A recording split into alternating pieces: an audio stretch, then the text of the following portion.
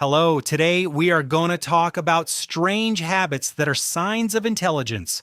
If you do some of these habits, let me know in the comments. Some of the smartest people alive share habits that look like flaws, habits that some people even find weird, not strengths, flaws. And if you've ever been told, why do you do that? This might explain more than you think. When people imagine intelligence, they picture grades, IQ tests, fast answers, what I can understand. But real intelligence doesn't live only in test scores. It shows up in behavior, the things you do, the way you act, daily habits, small, strange patterns most people never question, and most people don't know this. Several of these habits were discovered because they looked abnormal, even problematic. But once researchers looked closer, the pattern changed.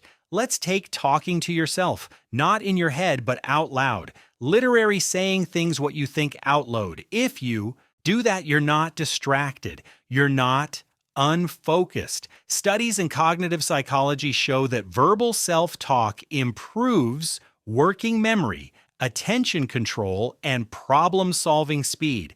When you say your thoughts out loud, your brain is forced to organize them. Like how you organize your pictures in your phone. It's the same thing as that, not feel them, structure them. That activates multiple systems at once. Language, executive control, memory. Maybe that's the reason you got a good memory. In experiments, people who talked through tasks solved problems faster than those who stayed silent. And here's the part most people miss. This habit appears more often when people are dealing with complex problems, not simple ones, which means it isn't a quirk, it's a tool. And interestingly, most adults stop doing this because they're told it looks strange. Highly intelligent people often don't. Another habit that's misunderstood is zoning out, getting lost in thought, drifting during conversations. That's not low attention. Neuroscience research shows that frequent mind wandering is linked to higher activity in the brain's default mode network. That network handles abstract thinking, pattern recognition, future simulation, creative insight. In other words, the brain is working when it looks idle. People with higher cognitive ability show stronger connectivity in this network. They drift more, but they also connect ideas faster, and this detail changes everything. The same network responsible for wandering is responsible for insight, that sudden realization, that unexpected solution. Mind wandering isn't a bug. It's background processing. Then there's decision-making.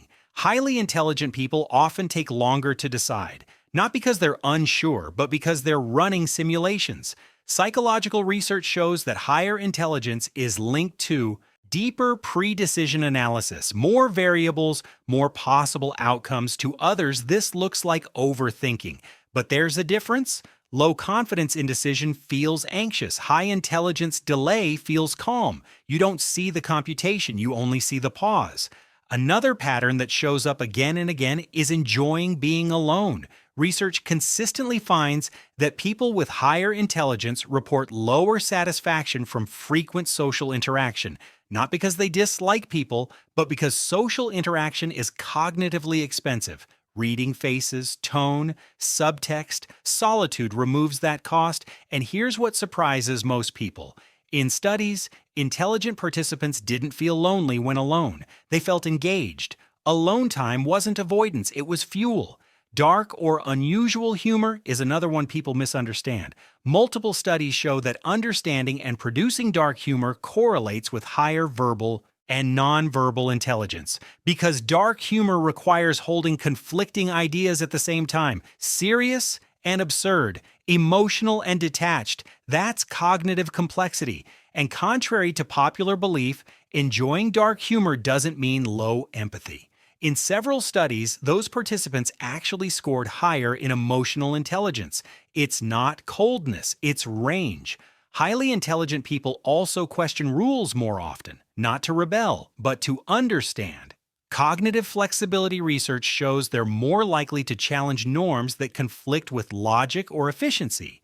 They ask why something exists, what problem it solves, whether it still makes sense. Progress doesn't come from accepting defaults, it comes from examining them. Sleep habits are another clue.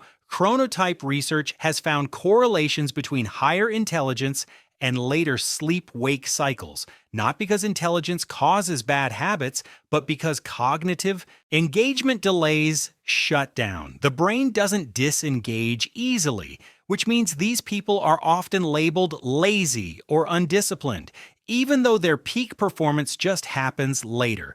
Then there's boredom. Highly intelligent people often get bored faster, not because they lack interest, but because their brains process information quickly. Simple environments don't last. Studies show boredom proneness can correlate with high cognitive capacity. The mind wants challenge. Without it, boredom feels intense. That boredom isn't apathy, it's unused potential. Another strange pattern is obsession. Highly intelligent people often dive deeply into a topic, then abandon it completely. This is linked to exploratory learning styles. They're driven by understanding, not completion. Once the mental model is built, interest fades. To others, it looks unfocused, but the learning already happened. Validation is another area where differences show up. Research shows that people with higher intelligence rely less on external approval when forming opinions. They evaluate internally first. Not do people agree, but does this hold up? That makes them slower to follow trends, but faster to spot flaws. Noise sensitivity is another overlooked sign. Highly intelligent people often report lower tolerance for distraction. Their brains process more information at once. Noise competes for bandwidth. Silence isn't preference, it's efficiency. Replaying conversations is also common. This isn't always social anxiety, it's post-event processing, analyzing tone, word choice, alternative responses. The brain is refining future interactions. It can be tiring, but it's adaptive.